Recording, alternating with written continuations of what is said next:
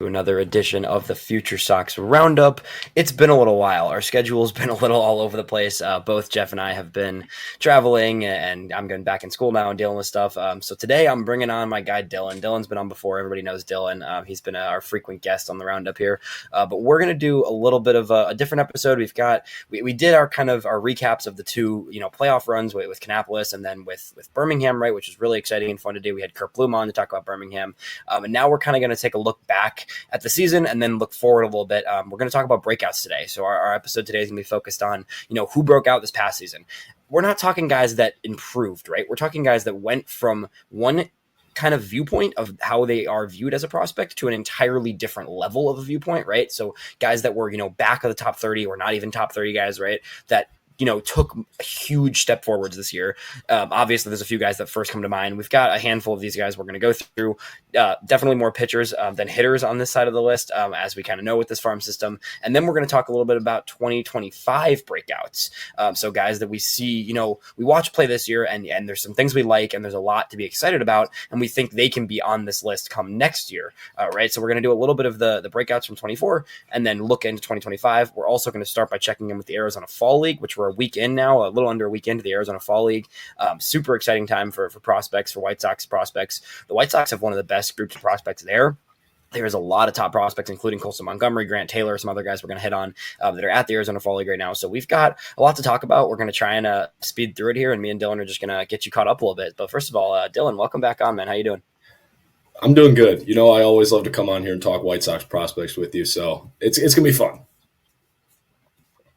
Yeah, we have a good time for sure. It's always a blast. We'll start in the Arizona Fall League. The White Sox this year, Glendale Desert Dogs, for those that follow, check out the FutureSox X page. Ian Eskridge is doing an excellent job updating on the Fall League. That's something that not many people cover, right? Like the Arizona Fall League is not like minor league baseball even. It's definitely not a lot of coverage, but there's StatCast information for it. There's top prospects from every single organization playing at this league. The Desert Dogs have a ridiculously talented roster between White Sox prospects, some of the top Reds guys on that team. There's some really good Dodgers prospects there. I mean, there is just talent up and down that roster. So it's really fun. I'm excited to kind of tune into some of those streams. I haven't got to yet, really. But we'll start with some of the headliners from the White Sox organization.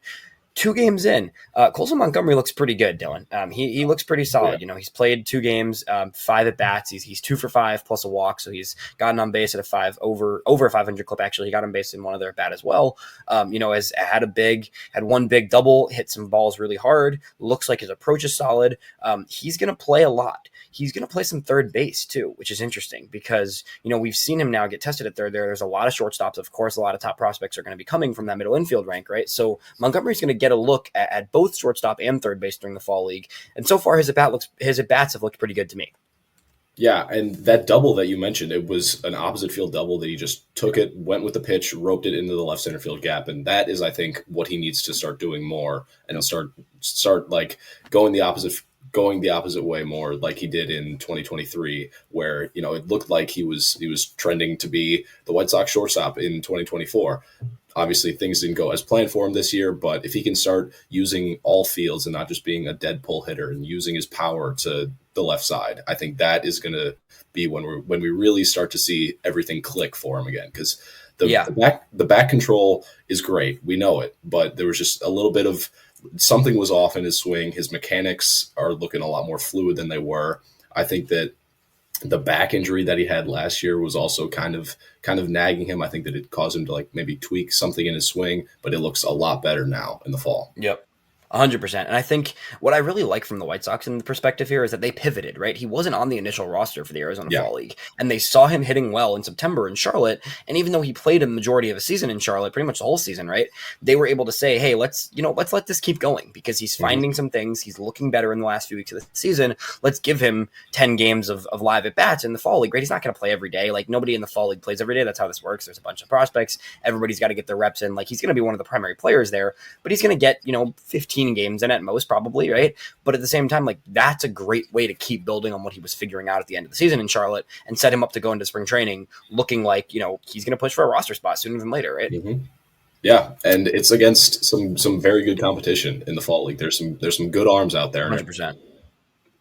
Yeah, 100%. Tim Elko is another guy in the fall league who is also going to be, pushing for a roster spot, right? I think there's a real world if the White Sox move on with one of, if or both of Gavin Sheets and Andrew Vaughn this offseason, right? Which I expect at least one to be gone. I frankly Yeah. would not be surprised if both are gone. Yep.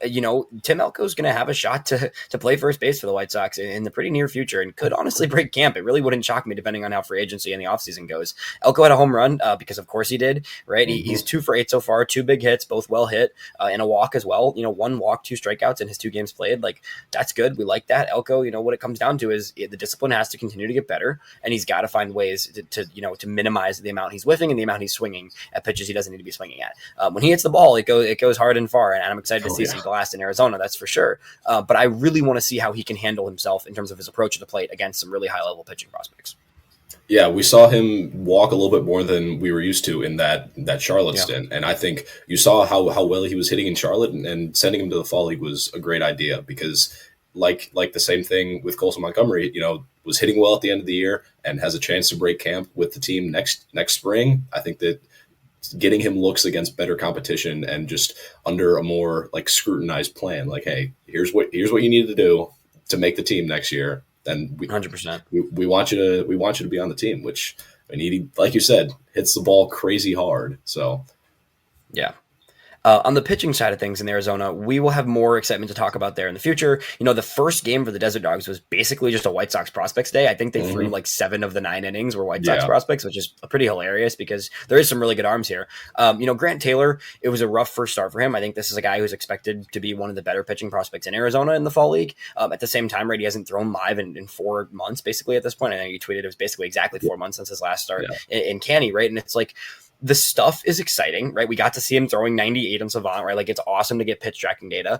His stuff is ridiculous. He couldn't quite command it in this first game. I'm not worried about it. Are you? I mean, I think it's a matter of let's see his stuff develop. We'll get him. He's going to get 4 or 5 starts hopefully, which is awesome for him and really good for him going into next year. Not worried at all about a first game being rough for him. And I'm very excited to keep seeing some of the numbers pop up for him in his next start. Yeah, the baseball savant data was ridiculous. I was just sitting here watching the live feed come through, and he was popping 97s, 98s every pitch, and then he drops off the banger curveball and slider that he has. It was really fun to watch, and I will say that he's throwing a changeup now. I don't know if it's a kick change, but he's a supinator, so he would be a candidate for it. The one pitch that he threw it was unfortunately a homer. He left it up in the zone to Colt Emerson, and he did what Colt Emerson does and hit it about 420 feet. But it's a solid pitch. So yeah, 100%. No, it's cool to see what he's able to do, and I'm excited to watch him, and I'm not worried at all about that first game. Colt Emerson's also on a ridiculous tear to start the fall league, so not worried about that factor. The other guys, one of the guys I want to mention for sure is Eric Adler. Adler looked great in his first appearance in the fall league. He pitched an inning and 2/3, didn't give up a single hit. He looked good. Eric Adler is a guy that I've been a big proponent of for a long time. I've watched him all season. I've been saying, he's kind of in that next wave of these relievers, and with that, that starting crew that's going to come up, right? He's going to be on the White Sox sometime in 2025. I'm curious to see how quick it'll be because frankly, if he pitches really well throughout the whole fall, I'm not sure that he's in the minors for long next year. I don't think he breaks camp, but I think he could be a pretty early call up considering what he did last year, especially towards the end of the year in Birmingham. And relievers that are that good necessarily, you don't really need much time in Charlotte, I don't think. No, especially with the Charlotte bullpen was already very good this year. I know that there was a period where they I think they threw a bullpen game no hitter. It was something ridiculous like that. But I think that Adler should probably, I don't want to say make the team out of spring training, but he should be one of the first arms that's called upon when we need one, because the 100%. The bullpen we saw this year wasn't good at all. And I think that it depends on who they sign and who stays with the team and whatnot. But I do really like Adler and his chances in 2025 and beyond. Yeah, I completely agree with you. A bunch of other bullpen guys that we're going to get better results from in the future. It was that first game was kind of a slugfest towards the end. Paulette Yeah. had a few nice strikeouts, but did give up a run there. Hoopy gave up a few runs there, as did Dahlquist. All those guys I think we're expecting to see more from. DJ Gladney's only played in one game offensively, but we'll see some more from him. So we'll have more fall league updates throughout the next month or two. I'm hoping there's a chance I'm going to get out to Arizona. I might try and sneak out there for a weekend if I can to go watch some of these guys live and talk to them, but a little bit tight on the scheduling for me. But either way, the fall league is going to be fun to follow. It's a great time for these guys to develop. And I think there's, 4 or 5 of these guys that we just talked about that are going to be with the White Sox in 2025. So this is a great little way to get a taste for them to get some more at bats in before they head into their offseason. So let's get into our breakouts, though. This is our main topic for today. And we want to talk we've been talking about prospects all year. Both of us are following everybody throughout the season, but we want to look back at this year and look at some guys that just stand out as like, this guy just broke out. They found something, they adjusted, they took their game to another level. There is nobody we can start with on this list other than Brooks Baldwin, right? Like we can't start anywhere else, because I think when you think about a breakout, like that is Brooks Baldwin. He entered the year as a fringe top 30, maybe. I think he was on our honorable mention for FutureSox, but he wasn't even a top 30 guy. I liked him. I always thought he looked good last year in 2023, but this year was ridiculous. The numbers he put up were just absolutely silly. It was numbers that you don't see from like anyone, nonetheless, like not a high level prospect necessarily, right? He forces his way all the way to Chicago in his second full professional season. Just ridiculous stuff from Baldwin all year. Just give me your take on just like what you saw from Baldwin in the first few months and what you think maybe we can kind of see from him going forward too. I think that I saw elite bat control. That's his calling card. He's going to get on base. He's going to make a ton of contact. He's not going to hit for a ton of pop. He has maybe 10 homer potential in his bat, but he's not going to hit for a lot of power like a Tim Elko will. But in his season this year, 324, 391, 460 slash line for a 150 WRC plus across double and triple A, which is just unheard of, especially in the Southern League where it's a very pitcher dominant league. To only strike out 16.4% of the time against some of the best pitching prospects in all of minor league baseball is just unreal. I think that he should probably be the second baseman on opening day just because he's got the experience. I mean, he was up in, I believe it was July or August, whenever, but got hurt. Unfortunately, didn't finish the season healthy, but it wasn't a major injury. It was something, I think it was his hand, I believe. Yeah. Pretty sure. But anyways, he should be healthy, and I think that we should start to see him go back to maybe not the 330 hitter that he was in Double A, but I think that he can be a solid contact and speed type of player with fantastic defense. I think he led the White Sox in outs above average and played like 30 games. So nice. I think Brooks is, what we saw from him this season was he just embraced who he was as a hitter. He really, when he was in Birmingham, just tapped into that. He's just going to make contact all the time. He's going to put the ball in play. He's going to run hard. He's going to steal bags, right? He's going to hit stuff in the gap, and he's just going to make things happen and get on base all the time. I mean, it's not flashy. I don't think there's upside of like an all-star necessarily, right? Like this is probably, a solid second baseman and or utility piece in the future, right? Like that is his profile most likely, but at the same time, like you can't deny what he did this season. In Birmingham, you hit on it, right? It's a pitcher-friendly league, and he was the best hitter in that lineup, the way the Birmingham Barons were. I mean, that was a lineup loaded with talent. They were winning games all the time. They had this amazing pitching staff, but it was Brooks Baldwin getting it started almost every game. He at the top of the lineup. He was just getting on base constantly. Hitting 322 in the Southern League does not happen. That's really just not something that happens. And he just crushed it, and he got to Charlotte, and then he had a week in Charlotte where he just continued to do even better. And then it was like, okay, here, go to Chicago, right? And I think a lot of people jumped off the wagon from 33 games in Chicago. And it's like, I'm just not going to put that much stock into that this season. In my opinion, really, none of these rookies' numbers in Chicago this year really mean much to me, to be honest. It was the worst team of all time. It was a horrible situation to enter. It was pressure to break these losing streaks every other month there was a terrible losing streak that we're trying to break every day. And it's just like, I just don't put much into it. He only had 114 at bats, man. I'm not going to act like 114 at bats make him not as good as he looked in the minor leagues. Yeah, he's not going to hit 320 in the big leagues. Can he be a 290 hitter with, a handful of steals, a bunch of doubles, and play a good second base with the ability to back up someone at shortstop? Like, I can see that for sure. Switch hitter, right? Like 100%. there's a lot of value in Brooks Baldwin. So he is the definition of a breakout this year, and someone I'm excited to see moving forward. On the pitching side of things, I think the guy that stands, there's a few guys that really stand out to me here, but I think the first one's Mason Adams. Mason, I think he popped onto our radar and that of a handful of people at Future Sox and some White Sox people in that world last year, a little bit in 2023, when he was piggybacking with Schultz, and then he starting games at the end of the year, and his numbers were great. But I don't think he broke out all the way. I think it was more of like, let's keep an eye on this guy. And then this year it was like, all right, this is a big league pitcher. Watch out. Yeah. This year was just unbelievable for Adams. He got up to Charlotte at the end of the year, dealt with an injury, didn't have the best, hand. I think he only had a couple starts there, right? But he is someone who I think, in Birmingham this year was through, 18 games in Birmingham, 17 starts. He had one of those piggyback games, a 2.44 ERA across over 100 innings, only 90 hits allowed, 19 walks to 101 strikeouts in Birmingham. Ridiculous. That's ridiculous. That's not normal, right? I mean, we talk about this with Adams. Like his calling card is command. Like Baldwin's is, contact skills. Neither of these guys are necessarily like star upside players, but they both broke out and proved that they're big league pieces moving forward. Adams, the combination of command, his ability to maneuver multiple pitches all over the different parts of the zone. He loves riding high parts of the zone. He's got the breaking ball that's really effective. He went from being, a back end top 30 guy. I think he was on my top 30, but he definitely wasn't high on it to being, a top 10 system in the prospect or top 10 prospect in the system.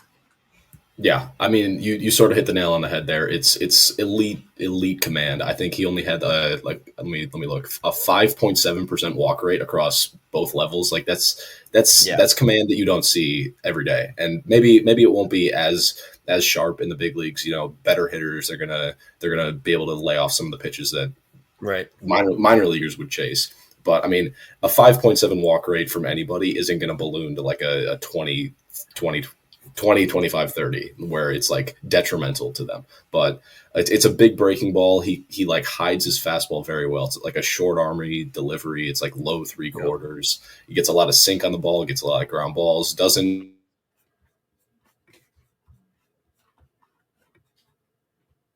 sort of contact managing like 3-4 starter. I think that's you need those guys in your rotation, especially with just the amount of young arms that are coming up. Having a guy in Adams who's already throwing 120, 130 innings, he's got the experience. He can handle a full season's workload right away.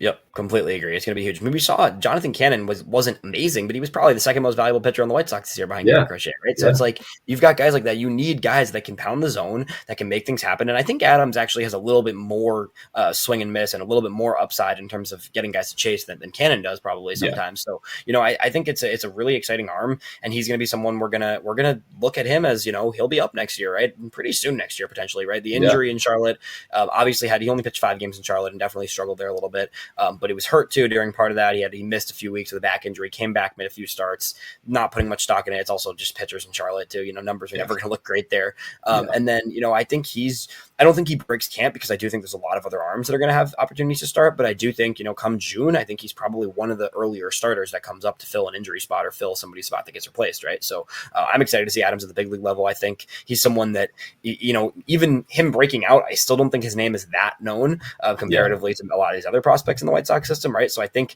he's going to come up, and I think there's going to be some people that are like, who is this guy and why is he really, really fun to watch? Because he is really fun to watch. So I'm excited to see him. The next guy is a little bit more of a re-breakout. That's what I'm going to call it, because I wouldn't say he's quite a breakout because he was at one time, a top 5 to 7 prospect in the system, fell off lists entirely in the past year or two due to injuries, and then came up and was, of everybody that got called up this season, I think the most impressive starting pitcher among all the starters that got called up, rookie starters, some point this season. Sean Burke looked exceptional. He started to find some things in, this season in the minors, and then came up to Chicago and was on a roll in Charlotte his last few starts, and then really, really found it. So it's just like, I think he is someone that is going to get a rotation spot out of camp, in my opinion, and I don't really see why he shouldn't. I mean, his last few starts of the season were exceptionally good. Yeah, I think he earned it. Down the stretch, he threw 19 innings in the big leagues, a 1.42 ERA. That's going to earn you a spot. I don't care how old you are. I mean, he's young. Like he's not like some 27-year-old that is like a journeyman minor leaguer. No, he's an actual prospect. I think that a lot of people, myself included, were starting to hop off the bandwagon after his Yeah, same. I mean, it's hard. Yeah, 2023. Yeah, got hurt, didn't look good, but he's proved me wrong, and I think that if he can be like another middle of the rotation starter to pair behind Hagen Smith, Noah Schultz, yeah, where they have top of the rotation upside, Sean Burke is he's a perfect candidate for that role, and I think yeah. that he's gonna thrive. And if somehow starting doesn't work out for him, I think that he's got a very good like middle inning relief profile. I think that the fastball breaking ball is very good. I think 100%. that if he just ends up being a 2-pitch guy out of the bullpen, that's fine by me too. Yeah, and that's kind of what I was on with him earlier in the season. But I have a hard time now. I'm like, I see it, right? I see it as a starter. I've seen it work as a starter, and now I have a hard time even wanting to go back to that in my head because of how successful he looked as a starter. And I think there's no guarantee, right? Come next season, right? Things can change, of course. And I think you're right. He has a fallback as a very high upside reliever. But I think he can start, man. I mean, his last, like when I talk about a re-breakout, right? His last 5 starts in Charlotte were all 2 or less earned runs and all 5+ strikeouts, with 3 of them being 8+ strikeouts, right? Comes up to Chicago, makes a relief appearance and is lights out, and then makes 3 starts going at least 5 innings in all of them with 5+ strikeouts in all of them. Like, he looks good. He looks like he's mixing and matching. He's turned his slider into almost like a strike pitch, which is really fascinating to me because when I was looking through some of his advanced data, he has a higher strike percentage on his slider than his fastball in Charlotte this year, which is a really interesting thing for a guy like that with his profile, right? His downer curveball is the flashy breaking ball, right? That's the breaking ball you look at and you're like, oh, that's gross looking, right? And it is really, really good. His slider has become that sharp slider that he's able to pinpoint in the lower half of the zone. So with him, it's like if he can make that slider almost kind of a strike pitch and more than an out pitch, right? And then he has that curveball to play off. And if he really, for him, like when he's working the changeup too, it's over. Like that's the guy where if he has all 4 pitches working, and it's hard for him to get all 4 working on the same day, but when he does, he's as good as almost any of these young pitchers we talk about. Definitely. And like you were saying, the slider, it's not even like, I wouldn't even call it a gyro ball where it just like just goes up and it doesn't follow, or it moves just like how a ball with no gravity would. Gyro sliders, it just follows the path of the ball. If there was no spin, it just goes straight down. But anyways, it's more of like a sweep version of that. I don't want to say it's definitely not a sweeper. It's more of like a sweepy cutter, but the curveball is gross. It gets more than 15 inches of horizontal or vertical break straight down. It's a fantastic pitch. So 100%.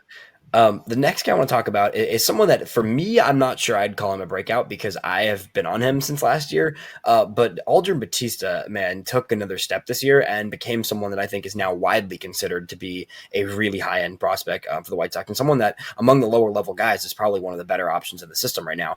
You look at a guy that came over to the White Sox in a trade last season, right? Made 5 starts in Kannapolis, looked really good, but 5 starts, right? This year he comes into Canny, he makes 17 starts in Canny, and then he finishes the season with 5 more starts in Winston. The total cumulative, the numbers got way better in Winston, first of all, right? But the total numbers on the season, a 2.93 ERA across 22 starts, only 89 hits allowed in 111 innings, to go with 116 strikeouts, 39 walks. It's just funky and it's cool and it's a really weird release point, but everything moves. He doesn't throw anything straight. It's all moving and it moves well. His 2-seam sinker kind of is really gross for a fastball, and it's his primary fastball that he uses, and paired with a slider that can be really good at times, and he's had trouble leaving it up occasionally, but generally speaking, Aldrin Batista is a guy that broke out in a huge way and now looks like he could be sooner than later in Birmingham with all those other top pitching prospects. Yeah, I think that he's a guy that we sort of like we're kind of in on to start the year, but I don't think I expected it to be this good and over this amount of innings. I don't think I was expecting him to throw 110 innings this year, especially coming off of he wasn't coming off of an injury or anything, but he's a younger guy, and to throw 110 innings in your age 21 season, like that's pretty impressive. So I think that he ends up being probably one of the 5 guys in that Birmingham rotation to start the year. if by some reason he's in Winston, I think that he'll work his way up there in no time. I think that he's probably one of the higher upside arms that is in the lower levels. I'm not even in the lower levels anymore because he's started his climb. So I think that Batista is a guy that we both like. I know that you are like the Aldrin Batista man in FutureSox and just on Twitter in general. But I love him too. I think that he's gonna be fun to watch next year for sure. Yeah, 100%. I want to pivot to someone else who's, this is an interesting one because I wouldn't say his numbers jump off the page. I don't think he's someone who necessarily looks like a top end prospect, but given the circumstances of how he was acquired, brought over in the Aaron Bummer trade as kind of the, the throw in prospect piece, right? The White Sox basically took on 4 40-man guys that the Braves just needed to get rid of. And then they got one project prospect from Illinois, and essentially, right, it was like one of those, let's see what he's got in the tank. Riley Gowans in his first professional season after being traded to the White Sox, right, like he showed some really good flashes last year in the Braves organization. He only pitched in 5 games after being drafted, and then comes over to the White Sox organization and looked really good. He started his season in Winston and was solid in Winston, got to Birmingham and was even better, right? The stuff is really impressive. With Gowans, it comes down to if he can command a little more consistently and if he can limit the long ball, right? He gave up 13 home runs. He does get burned sometimes. That's one thing with him where he can leave stuff over and get burned, but 122 innings with 145 strikeouts, didn't allow a ton of hits, only 97 hits across those 122 innings, right? Like the stuff is really good. 46 walks, a little high, but it's not terrible, honestly. And this is a guy who can be really, really overpowering at times. Like he had a few starts where it was like 10 Ks, 11 Ks, 1 run, 11 Ks across 6 innings, scoreless, right? Like he had some crazy good starts, also some rough starts, right? And then he had some really good playoff starts too for the Barons. So really cool to see kind of what Gowans was able to do this year in his first, full season. And I'm hoping I'm going to have him on the pod in a week or two here, talk a little bit about the Birmingham run with him. Cause I talked to him at the beginning of the season when he'd first come over in that trade, and, he was just trying to learn and figure things out. And now we've got a guy who, pitched well in Birmingham across the whole second half and is someone who I think, deserves to be looking at a potential big league opportunity come 2026 potentially, right? Yeah, I think that his climb was like sort of surprising. I don't think that anybody was expecting the throw-in guy that in the Aaron Bummer deal to be anything, as most throw-in guys usually are. But I mean, those 2 starts that you were talking about in mid-May, back-to-back starts, 7 innings, 10 strikeouts, 7 innings, 11 strikeouts, and 1 hit and 3 hits in those 2 starts. Yeah. So I mean, he's got the stuff. It's going to come down to, like you were saying, the command. If he can just limit that and continue to just strike people out, I mean, it's a fun profile, and especially with the story that he had being an Illinois kid, I think that it's a fun profile, and I would really like to see him throw more. I don't want to say more, but because he did throw 120 innings this year, but just continue to watch him rise. I think that, like you're saying, a 2026 ETA is not out of the question. Just because there's so many other arms. I think that if we didn't have this type of depth, I think that he would be one of the guys that we're talking about maybe late in the season next year. But with just the amount of talent that is coming up on the pitching side, there's just it's going to be a fight for spots for sure. Yeah, definitely. And he's someone that, he's going to have to fight for a rotation spot, as crazy as that seems for a guy who's so good. Yeah. Like there's so many guys that need rotation spots in Birmingham and eventually Charlotte, right?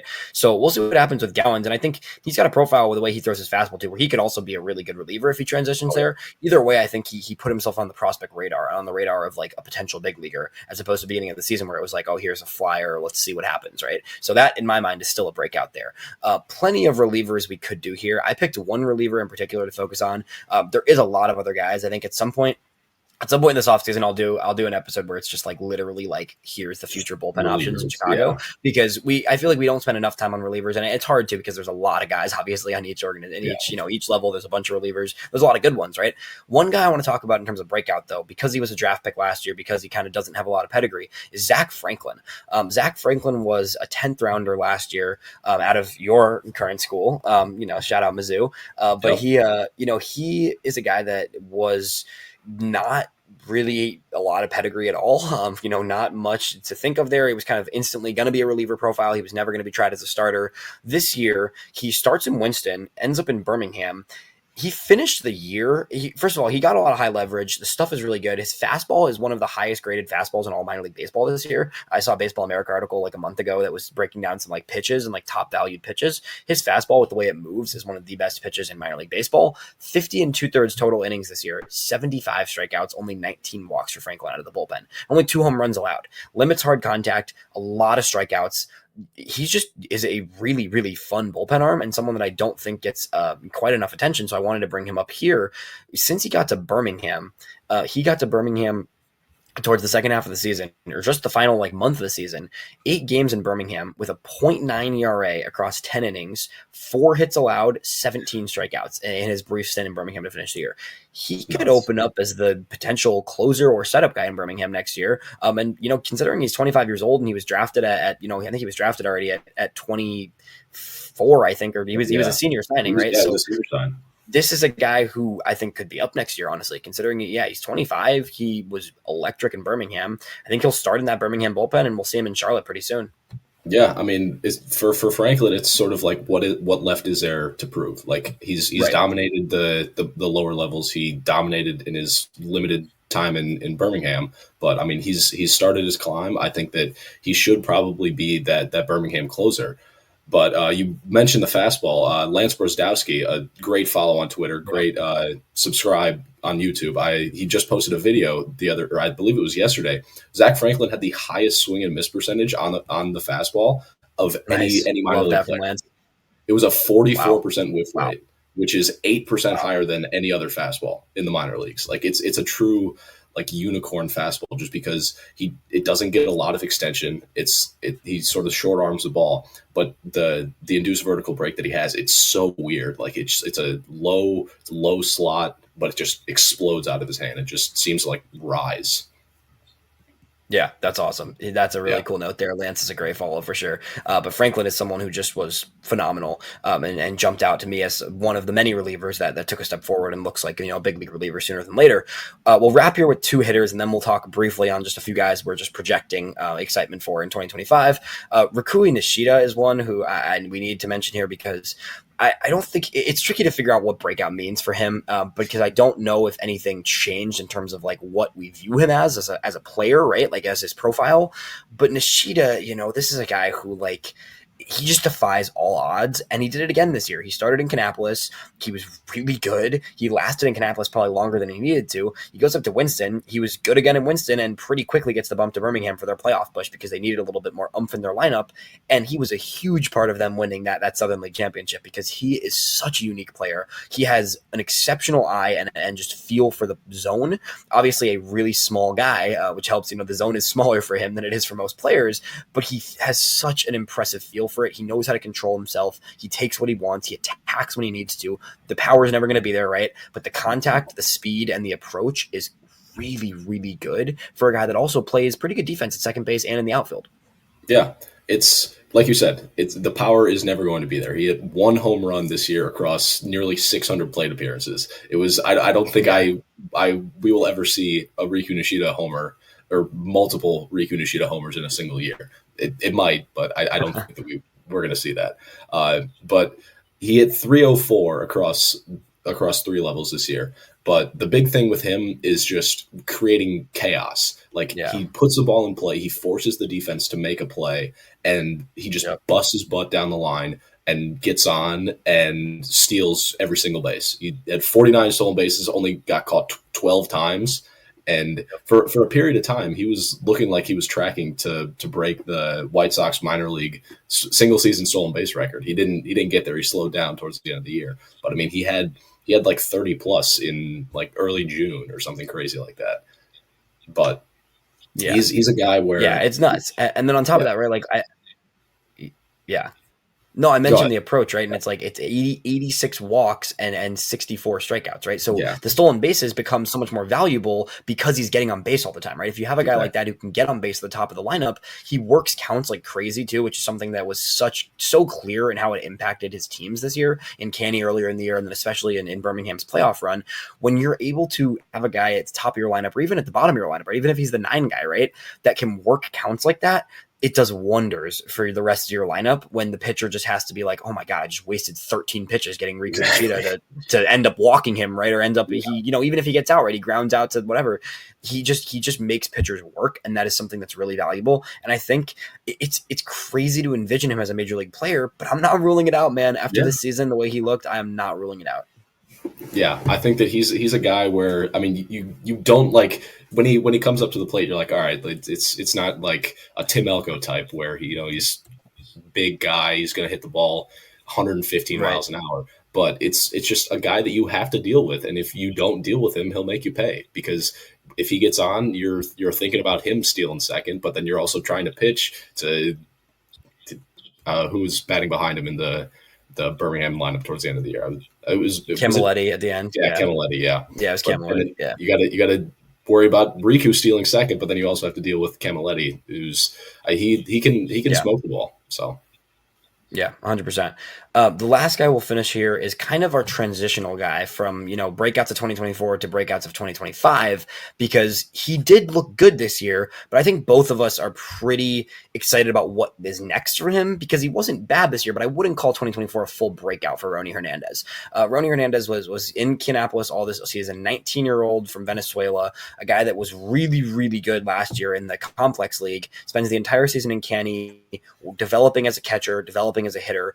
He's someone who, as for a big dude that has a very powerful style of swing, we didn't see the power this year. But on the bright side, we saw 62 walks, only 59 strikeouts for a guy that swings with a powerful lefty type of swing, more walks than strikeouts, pretty good contact skills this year, hit 272, a 715 on base percentage or 715 OPS, but it was only one home run. And where is that next step? So Rony was good, but I think there's a whole nother level for him to reach when he starts to figure out some things with his swing that can allow him to launch a little bit more often.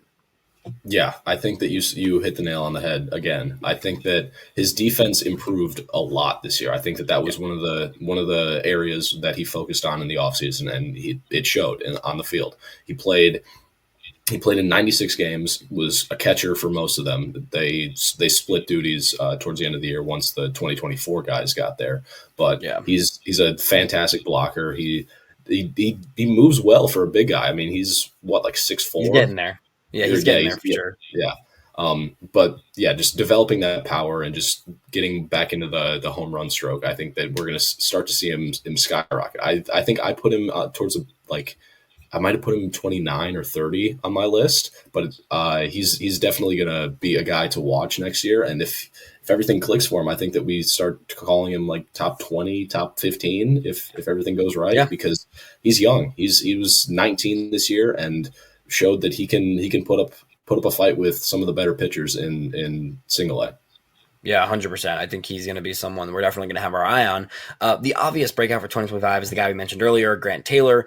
We don't have to dive too much into Grant Taylor. Like, the simple point about Grant Taylor is, like, when he's locating, he is one of the nastiest pitchers in all of minor league baseball. And my boss and buddy Aram Layton has said this many times, but, like, he's a top 100 prospect if he gets innings under his belt and is fully healthy. Like, that's the type of talent we're talking about here with Grant Taylor. Like, his stuff is obviously Noah Schultz and Hagen Smith are the top two prospects in the system, for a reason, pitching wise, right? Taylor's clearly number 3 in my eyes once he's healthy, gets these innings, right? Like, his talent is up there with those guys. He's closer to those guys than I think he is to some guys below him, honestly. Yeah. He just has to get some innings. He has to build it up. But, like, if you told me Grant Taylor is going to put like a 2 ERA up in 2025, I would not be surprised at all. Yeah, it just comes down to him staying on the field. We all know that he's gross. We have seen it firsthand in the, I think, 7 or 8 starts that he made this year before 5. Going down. Yeah, 5. Yeah. Before going down with a lat injury, he was nuts. 2 walks to like 32 strikeouts. The numbers were stupid. Yeah, they were stupid. It's gross. Just staying on the field, he's just he's going to overpower anybody that steps into the box, especially in the lower levels. You're geared up for 98, 99, then he snaps off a slider at 83. You won't be able to touch it. Yeah. The next guy, these are some young guys. A lot of these guys are other guys we kind of are looking at potential breakouts, right? Ryan Burrows is one of them for me. Burrows is a guy that I am just high on because I think his athleticism and I think his approach to the game, and I think as a fielder too, I think he's got a lot of things that we are excited about. He hasn't had the best numbers consistently, right? But I think there's more in the tank for him, and I think I don't know if it's I don't know if we're going to see him jump to like a high level prospect status, but I do think there is something for him to find out there. He made a lot of swing adjustments later in the season. He completely changed kind of the way he sets up his swing and his hands, particularly in the second half of the season this year in Kannapolis, right? It's not perfect. There's a lot of work to be done still for Burrows, right? 77 games in Kannapolis. He had a 538 OPS, 107 strikeouts, right? Like it wasn't great this year, right? Offensively, it was ugly for most of this year, but some huge playoff games are down the stretch for Canny. Plays a really, really good infield mostly. He's made some sloppy errors at times, but generally speaking, this is a guy that can play a very solid middle infield and has more in the tank in terms of power and impact at the plate, I think. Definitely. I think that he's just got to cut down the strikeouts. You mentioned the swing change. It did look good. He looked more comfortable, and it looked like he was able to tap into more of his raw power, which for him, I think that it's a good thing, but I think that if he's able to cut down that strikeout rate to below 25, I think we're going to start to really see him skyrocket. You mentioned the defense. It's pretty. So I think that he can probably start in Canny again, but then work his way up to Winston. But there's no telling where he's going to end up, because he's a guy that if everything starts to click, I think that he could start to be like top 20, top 15 on lists 100%. Because he's got upside for sure. Yeah. Joral Perez is the next one on this breakout for 2025 list. And I think he, being the centerpiece or one of the bigger pieces of a major trade at the deadline, right? You're already kind of on the radar. I don't think he can break out. Like he already is an established prospect. He's top 15 in the White Sox system. He was, a big part of the trade deadline, right? 105 games in single A between the Dodgers and White Sox organization, stays at the level after the trade, 793 OPS, walked 62 times, 25 doubles, 12 home runs, right? Like small guy, but packs a punch, really good line drive swing, able to drive the ball all over the field. The strikeouts were high still, 110 strikeouts, right? Because he is someone who has a pretty powerful swing and needs to probably shorten it a little bit at times. But I do think there's a lot of impact there for Perez, for a guy that his size and stature and play style, right? Like there's a lot more impact than you'd expect. And I think that he's someone who, we could see him hopefully take that jump in Winston-Salem, right? I think he should go straight to high A. I don't think he needs to be in single A next year. I think once he gets up to the next level and maybe even to Birmingham eventually, right, we can see him take that jump of like, oh, here's a young, really, really good prospect, 19 years old. He's about to turn 20 soon. So still really young. And here's a young guy that we can kind of have some hope for and some excitement for in terms of the hitting side. Yeah, he was the only player to play out of that Eric Fetty deal the two prospects that we got from the Dodgers. Right. Alexander Albertus didn't play because of a leg injury, and he's another guy where I could see him having a good 2025 and surprising people. But with Perez, you just got to cut down the strikeouts. It's a lot of power that you wouldn't expect from a smaller guy. I mean, he's 6 foot, so I mean, not too small, but when you compare him he's 6 foot on his best days, I would say, from hanging out with him in person a little bit. But, but he's not like a George Wolko type where you expect him to hit a ball 480 feet, but there's some sneaky pop in there. Yeah, for sure. Another young guy that was a trade acquisition acquired last offseason, someone that I know you were really excited about, so I'll let you take the floor on this mostly. Samuel Zavala had a rough year, but also an interesting year, right? There's a lot of, intriguing kind of atmosphere, aspects with him, right?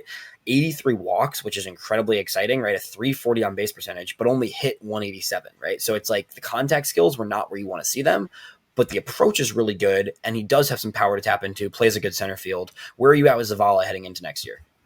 I just need to see some swing mechanics change. Like he's got that big leg kick. I think that if he shortens up, I think that he's going to be a guy where we start to see him tap into more of the using all fields. He pulled the ball a lot this year. It was a very dead pull approach, because when you're gearing up and you have to just snap your hands through, you're going to pull the ball a lot. There's a bit of a whiff issue, or not even a bit, a whiff issue at the top of the zone with him. He's very susceptible to high fastballs.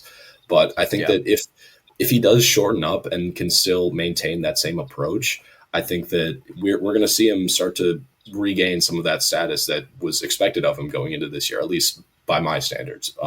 Yeah. I mean, he posted a 140 WRC plus in single A in 2023 as an 18-year-old. Like that, you don't lose that ability to hit just in a single year. I think that he was aggressively assigned to high A as a 19-year-old. That he's very young for the level. I think that he's probably still stays there next year, at least to start.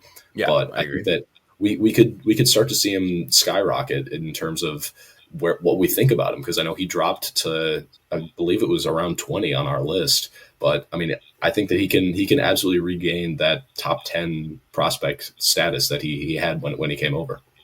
Yeah, I would love to see it. I think it's just going to come down to the contact. I agree. The swing mechanics could use a little adjustment too. There's a lot of pitchers we could go to here. We're only going to do one here. There's plenty of other guys that we are excited to see, and we will talk more about kind of all different prospects throughout all the levels and everybody we're watching this offseason. We're going to do a ton of different types of episodes, but we'll wrap with Seth Keener. Seth Keener is someone who I really liked his profile coming out of the draft, and I think it was the organization chose to try and kind of mold him into a starter, right, which is never easy to do. Taking a guy that was a reliever primarily in college and trying to build that starter routine, make that work, right? Keener is someone who looked really good at times, definitely had some inconsistencies, but I think a lot of that came with learning how to be a starting pitcher and learning how to go longer in games, right? In his 14 starts in Candy to start the year, a 3.36 ERA, 32 walks, 75 strikeouts. The stuff was good. The stuff is really good. The stuff is something that, you can tell from the way he pitched in college and at Wake Forest and when he was getting deployed in this like slider fastball reliever kind of style, right? He's got a really good slider fastball combo. He's got some of the stuff he mixes in. I think for him, it's going to come down to the command, and it's going to come down to building out that repertoire a little bit more beyond the fastball slider, because he has a changeup, he has other stuff. I think he mixes in a fourth pitch too, I believe. But this is someone who is primarily a slider guy. Like his slider is his pitch, right? Yeah. So worst case scenario, you move him to the bullpen, and this slider could make him an elite reliever back in the bullpen role that he used to be in, right? But they want him to be a starter, and I think he showed enough to earn another season of starting and working through that. But you got to develop another pitch to be able to trust a little bit more, and the command has to come a little bit further along, and he has to do a little bit better of a job limiting pitch counts, right? Because there was some counts in this season where he would get really deep in counts, and he'd end up in a 8-9 pitch at bats over and over, and then he'd get pulled in the fourth inning, right? So got to get him a little bit more length, and got to figure out kind of what those next secondary pitches are going to be for him. Yeah, and staying on the field too. I think that he only threw one game or 2 games, in Winston after he got promoted, right? Coming off the injury, yeah. So if he can stay on the field and continue to, just like you said, develop as a starting pitcher, I think that we're going to see him 100%. start to climb, because that high A rotation was pretty good towards the back half of the year with him, totally. Bautista, Gowans went up, but before those two. But I think that 100%. Keener is a guy where next year should be pretty interesting if he can build up those innings and just add a fourth pitch, and like you said, just continue to be a starting pitcher. Yep. Yeah, I completely agree with you. We are going to have so much more content. I know you've got to get traveling today. I've got to go watch this Padres-Dodgers game. I'm super fired up to check out this. The MLB playoffs have been great for people that are listening. Obviously we enjoy talking White Sox, but just go enjoy some baseball, man. This postseason has been elite compared to some previous years. There's a lot of storylines. There's a lot of good games. So I'm going to go watch some of that. I'll be back with Jeff Cohen next week. We're going to dive into some other stuff from Charlotte, from Winston, some teams that we didn't quite wrap on at the end of the season because things got busy. Dylan, thank you for joining me, my man. This is always a blast. We will link back up in a few weeks here and do something else and start to talk about maybe some free agents, maybe some fun random stuff, training, some spring training storylines. We'll just kind of dive into it over the next few months here. But appreciate you joining, my man, and we'll see you next time on the Roundup. Of course.